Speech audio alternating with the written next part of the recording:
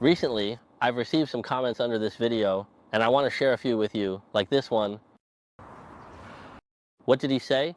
When it comes to life and death, being able to cite sacred names and carry on conversations, if a person can still recite sacred names at that moment, then they are not an ordinary person. In fact, they have already achieved something before facing life and death.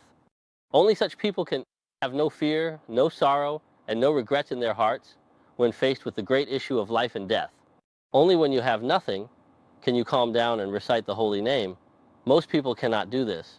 When faced with life and death, they will feel regret, fear, sorrow, or even world weariness. This is not acceptable.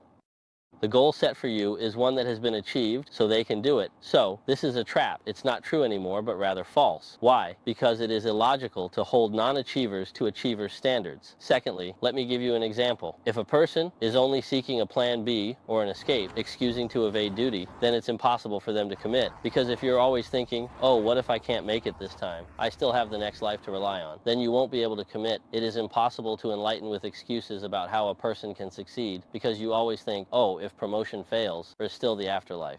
You value yourself too much. If you can't let go, you achieve nothing. For example, if someone always thinks they might lose an arm or feel they must cut it off and still think, what if I can't succeed? I might as well cut it off. Then they think, if I do that, won't I be disabled for life? If they still think this, can they achieve anything? No, they need to cut it off to show determination. Master Damo taught the same for practicing the path and Buddhism.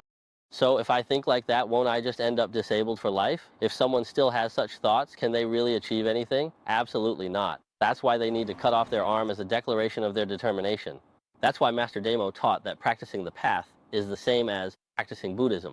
If you're practicing Buddhism while thinking, I still have the cycle of rebirth. If I don't succeed in this life, there's always the next one. And if not this one, then the one after that. Then you'll just keep wandering through life and death for eternity. It's simply not possible to achieve anything that way.